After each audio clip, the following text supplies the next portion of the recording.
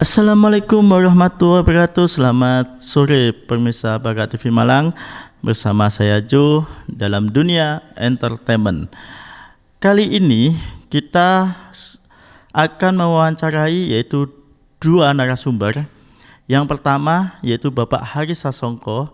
Beliau adalah tokoh budayawan, dan Mas Pramudito Putra Firmansyah. Beliau adalah seorang entrepreneur muda. Seperti apakah? Mari kita kenalan dulu. Selamat sore Pak Hari Sasongko. Selamat sore. Iya. Oke. Dan selamat sore pada Mas Pramudito. Ini saya mau tanya nih sama Pak Hari Sasongko nih ya.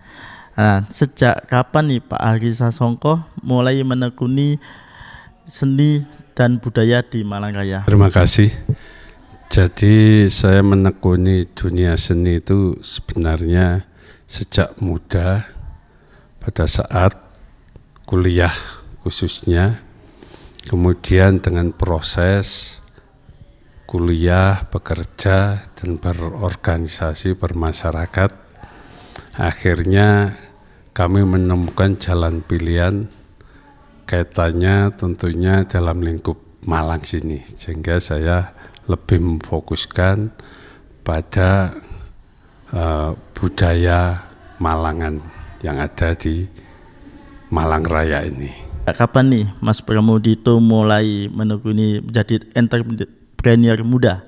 Mungkin bisa dijelaskan. Oke Mas, terima kasih. Saya mulai menjadi entrepreneur muda itu sejak 2017 tentunya. Di situ saya dikasih amanah sama orang tua yang pertama untuk mengurus klinik yang ada di Gunung Kawi, namanya Arjuna Usada. Habis itu 2019 itu saya disuruh kayak teman sendiri HIPMI gitu, disuruh ngurus, tapi itu dari nol, namanya kaos brand AMCI, Anak Muda Cinta Indonesia tentunya. Itu sampai 2020 itu baru dibuka yang kemarin, Dinasti Sai dan Oma Kare. Itu saya berbisnis di dunia makan dan printing juga tentunya, para permisa. Seperti itu Mas. Sasongko dan Mas Pramudito sudah menceritakan seperti apa ya. Dan yang kedua, pertanyaan kedua buat Pak Hari Sasongko nih. Motivasi Pak Hari Sasongko untuk menekuni budaya di Malang Raya ini seperti apa nih? Perjalanan saya dalam mengamati budaya memang awalnya saya melihat sebelah mata tentang budaya Malang ini. Sebagai contoh misalnya soal wayang kulit. Awalnya saya senang wayang kulit yang gagrak Solo atau Jogja. Namun ketika usia mulai menapak di atas 40 tahun dan saya secara serius ingin mendengarkan cerita-cerita wayang kulit Malangan, akhirnya saya menemukan bahwa ternyata budaya Malangan ini jangan sampai kita tinggalkan. Karena apa? Pertama, karakter Malangannya itu muncul. Malangan sendiri sebenarnya dibangun ketika sejarah Singosari itu mulai berdiri, yaitu Kerajaan Tumapel yang didirikan oleh Rangga Rajasa atau Ken Arok. Ternyata Ken Arok ini mempunyai konsep tentang penyatuan aliran budaya-budaya yang waktu itu berdasarkan sumber-sumber keagamaan. Dari sumber-sumber keagamaan macam-macam aliran, baik itu aliran Siwa, Buddha, dan Tantra khususnya, itu akhirnya Ken Arok menemukan karakter ciri khas yang waktu itu dibawa oleh Singasari hingga zaman Majapahit, yang sekarang sisa-sisa karakter itu masih membekas khususnya di Malang, di mana wilayah Malang dan sekitarnya, Mojokerto dan Samga Surabaya ini disebut arek. Ini tidak lepas daripada sejarah yang ditampilkan oleh Malang pada masa lalu. Nah, budaya Malang ini ciri khasnya memang keras, tapi istilah keras bukan berarti kalau sepak bola itu bermain kayu, bukan, irama permainannya keras. Kemudian yang lebih penting budaya Malangan ini ketika konflik itu muncul, maka lebih mudah diselesaikan melalui tokoh-tokoh panutan sebelumnya. Artinya bahwa kebiasaan Malang itu lek wis geger engko ketemu mburi tibake bolo-bolone konco-konco lawas akhirnya damai. Itu tertarikan saya pada budaya Malangan karena bersumber dari sejarah Singosari yang notabene diadakan atau berada di wilayah Malang Raya.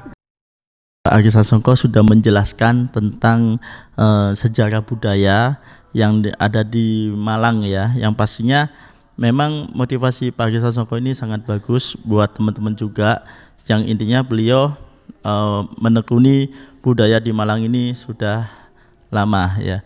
Dan saya mau tanya sama Mas Pramudito nih, motivasi Mas Pramudito ini menjadi seorang entrepreneur muda ini apa nih? Oke Mas, kalau di saya ini entrepreneur ini, perjalanan saya ini mulai dari Amci ya Mas ya. Amci ini kan sebuah brand kaos. Saya pertama itu kayak buka lapak di Wonosari.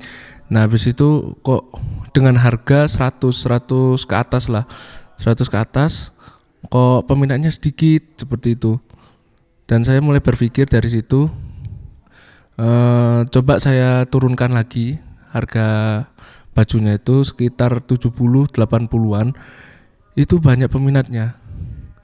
Nah dari situ saya berpikir kalau berbisnis dengan harga yang mahal itu tidak akan rame pengunjung. Kalau kita harga murah itu insya Allah pengunjung banyak.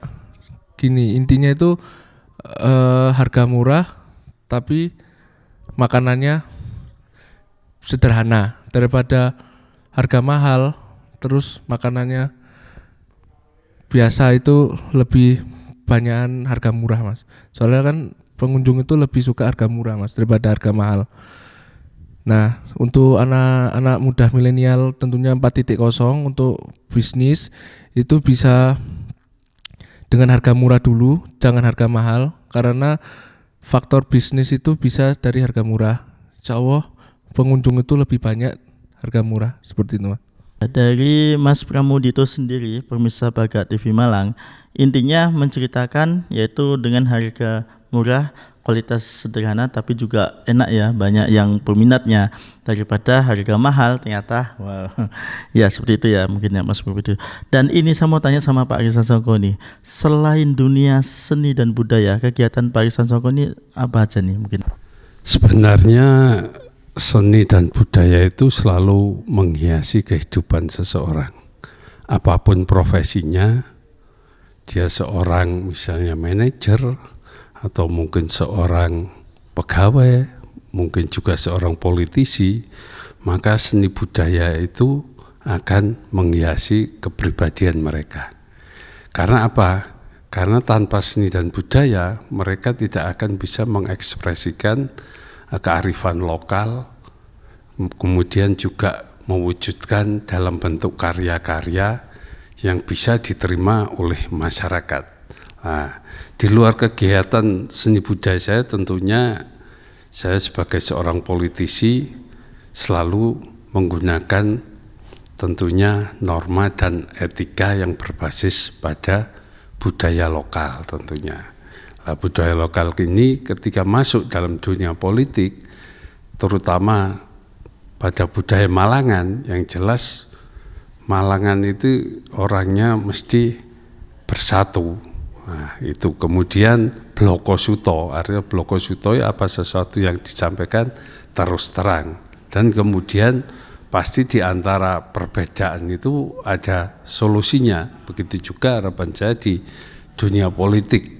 Karena di Malang ini kita terbiasa untuk dididik pada orang-orang yang masih muda itu adalah model-model terus terang, kemudian juga kesejajaran di antara kita, tidak ada unggah-ungguh yang sangat mendasar. Namun demikian bukan berarti tanpa unggah-ungguh itu kita harus ngelamak atau nungkak kromo dalam bahasa Jawa kepada para sesepuh, kepada orang tua, kepada guru kita, dan lain sebagainya. Lah inilah egaliter yang diberikan oleh kearifan lokal Malangan, sehingga harapan saya generasi muda sekarang ini memahami tentang budaya Malangan.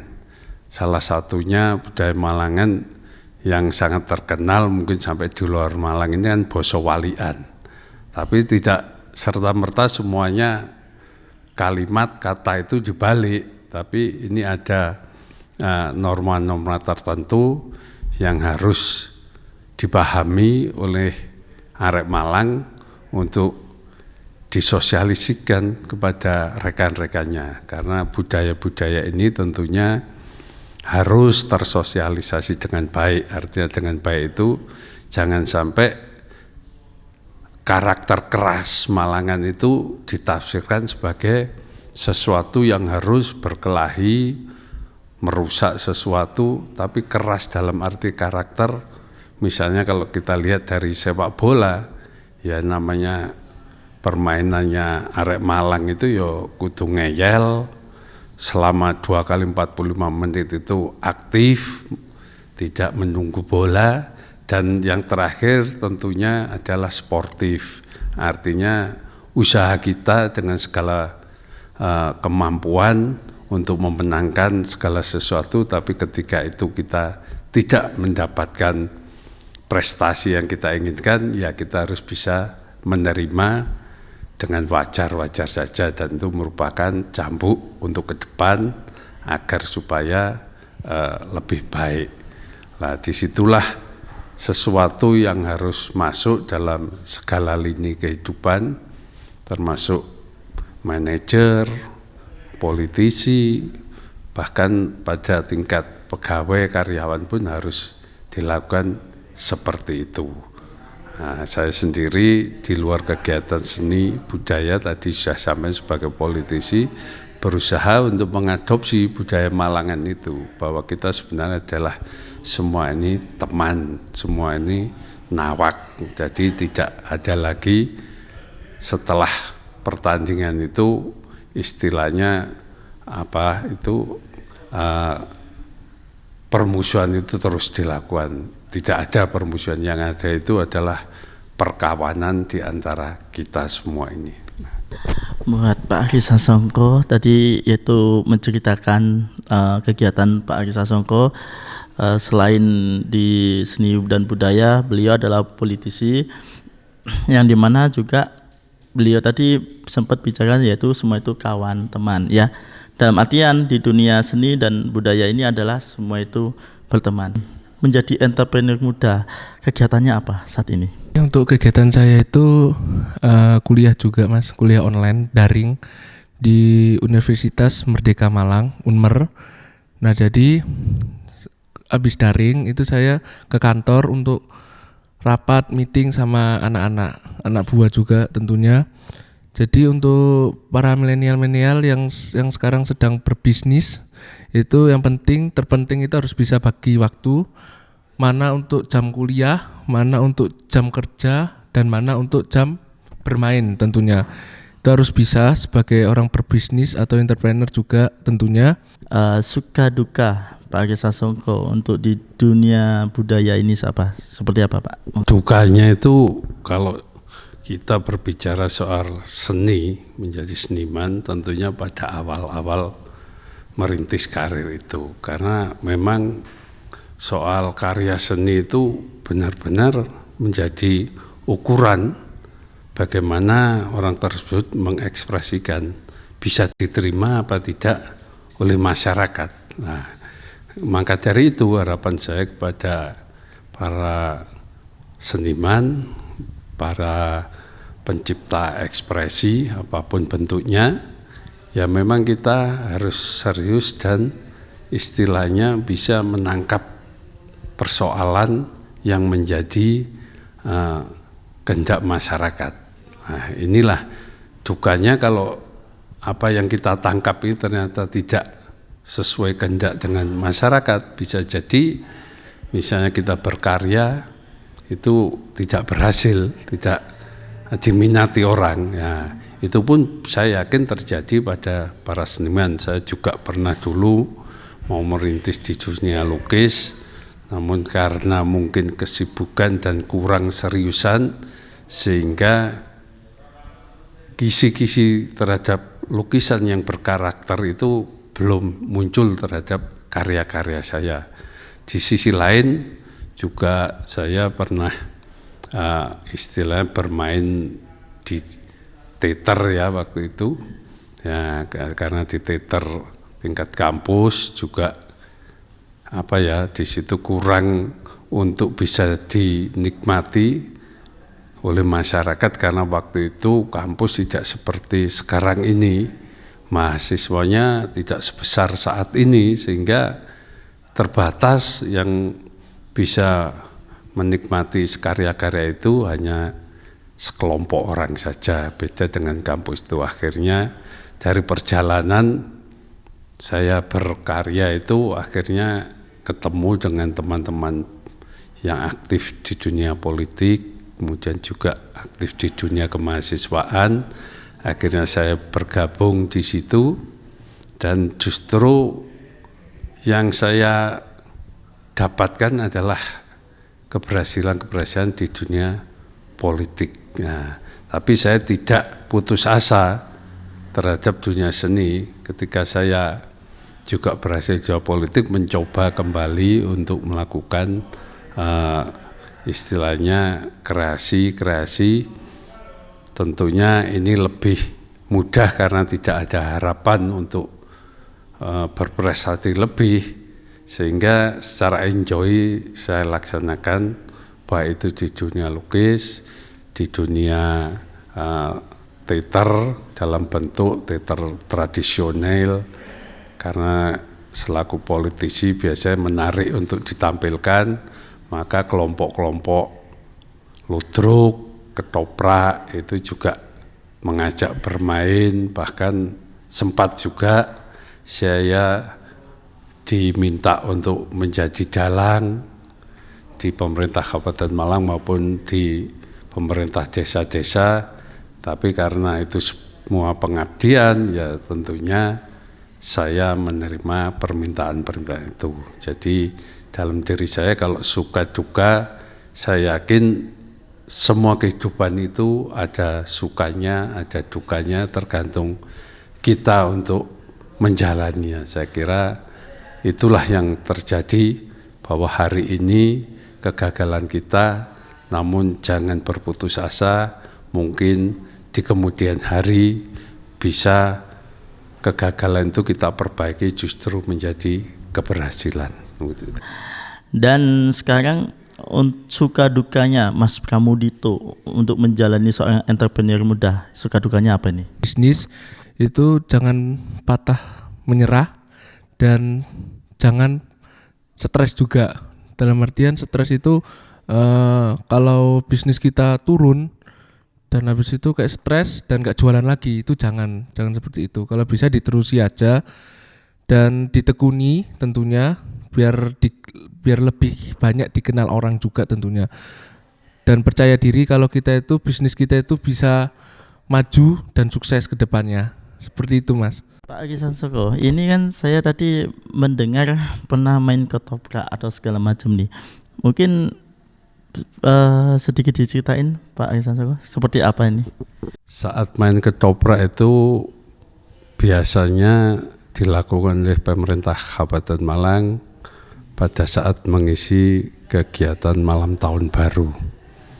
Nah, kita menghibur masyarakat dan juga karyawan, pegawai yang ada di pemerintah Kabupaten Malang. Waktu itu tiap tahun baru dengan bintang tentunya ketoprak yang waktu itu sangat digemari, yaitu topan, yang tentunya tidak asing bagi masyarakat Malang. Bahkan sebagai sutradara itu saya sering diajak main dalam beberapa lakon, pernah lakon Panji Pulang Jiwo, lakon Andi-Andi Lumut, pernah lakon, kemudian lakon cerita carangan mantep-mantep, itu kita lakukan tentunya dengan keterbatasan waktu. Kita latihannya ya mungkin kalau dikatakan kurang ya kurang, tapi karena ini kita harus pentas, maka dari diri kita sendiri harus belajar untuk memahami skenario yang diberikan. Kemudian juga ludruk, ini kita memanfaatkan juga hari ulang tahun Kabupaten Malang. Kita bersama-sama dengan anggota DPRD Kabupaten Malang dan PNS yang ada di sekretariat DPRD untuk melakonkan cerita-cerita, pernah cerita Sarip Tambak Yoso, kemudian Topeng Kembar, Untung Suropati, dan yang paling saya gemari waktu itu adalah lakon Perang Malang, yaitu perang antara Adipati Malang, Malaya Kusuma melawan VOC pada tahun 1768. Dengan waktu juga yang terbatas, bahkan waktu itu pelatih dari ludruk, seniman ludruk yang profesional, itu pesimis bahwa lakon itu akan diperankan dengan baik di pentas. Namun begitu terkejutnya sang sutradara ketika di pentas ternyata teman-teman itu bisa melakonkan cerita itu dengan baik, walaupun dengan sebatas waktu untuk latihan. Namun yang penting ternyata bahwa belajar peran itu adalah mengerti alur cerita. Kita mewajibkan waktu itu melihat di YouTube tentang cerita Sarip Tambak Yoso, Topeng Kembar, kemudian Untung Suropati, Adipati Malaya Kusuma yang jarang diperankan itu, dengan melihat peran-peran yang sudah ada di YouTube.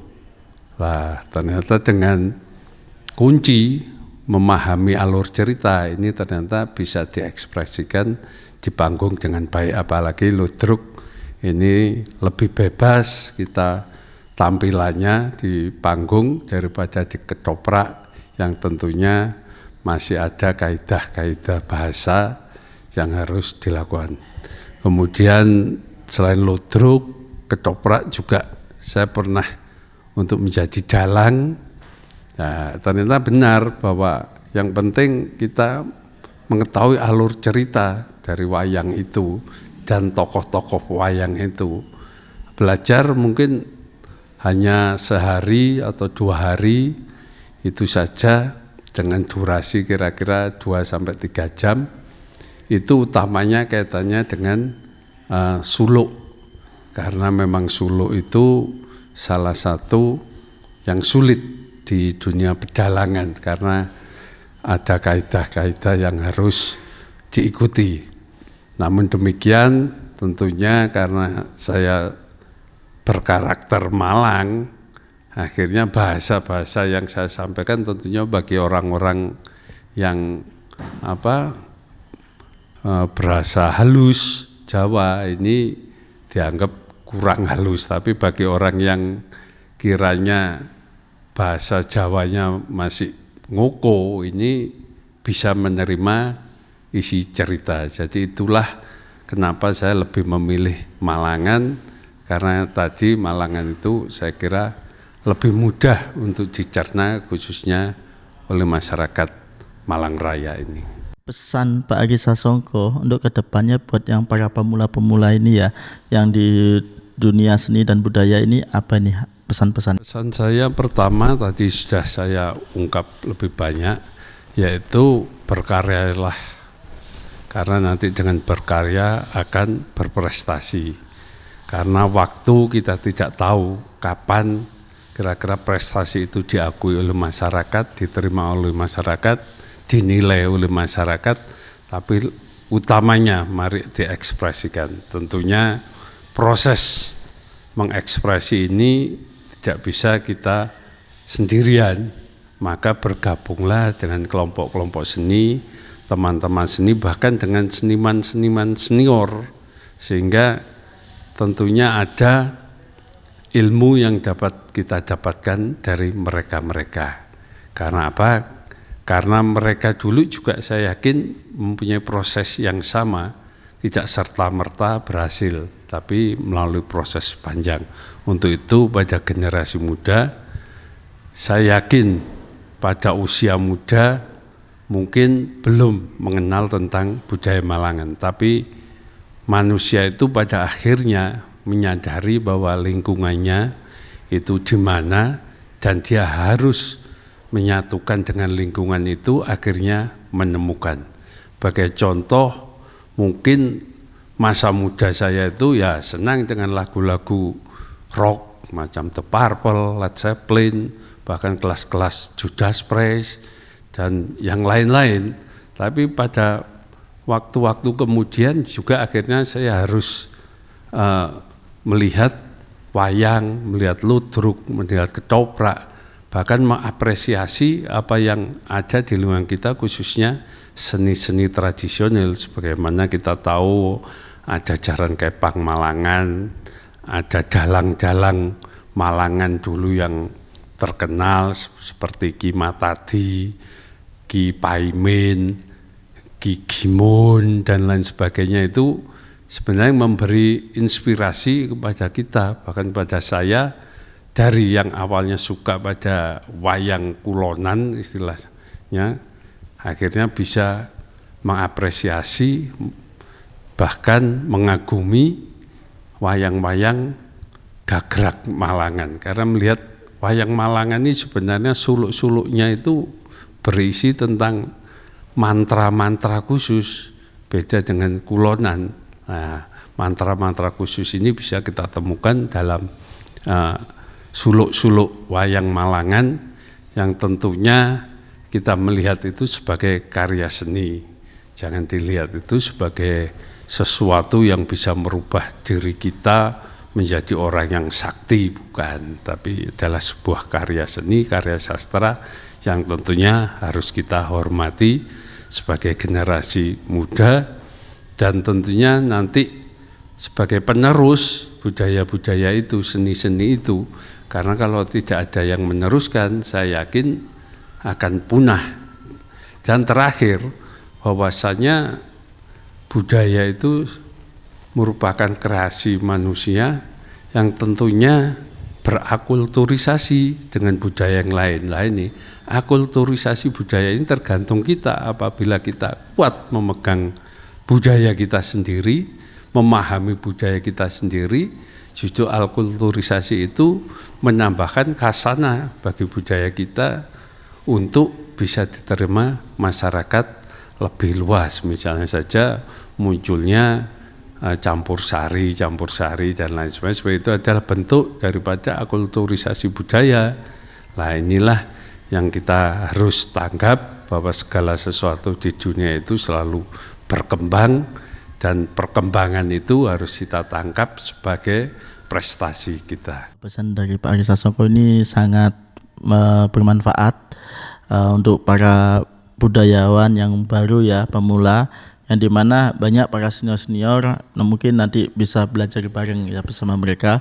Dan pastinya Pak Ari Sasongko ini juga seorang tokoh budayawan maupun seni ya, dan beliau sudah melalang buana di Malang Raya. Ya, untuk pesan-pesan terakhir nih dari Mas Pramudito nih ke depannya buat para pemula yang ingin menjadi entrepreneur muda nih. Kalau bisa itu buat usaha kecil-kecilan dulu, seperti orang jualan gorengan itu sudah termasuk wirausaha muda, Mas. Wirausaha muda juga. Karena jangan menganggap remeh. Oh, cuma jualan gorengan gini-gini. Dia sudah termasuk wirausaha juga, Mas. Jadi seperti itu. Dan buat para milenial 4.0, kalau bisa itu buat lapangan kerja sendiri alias buka usaha.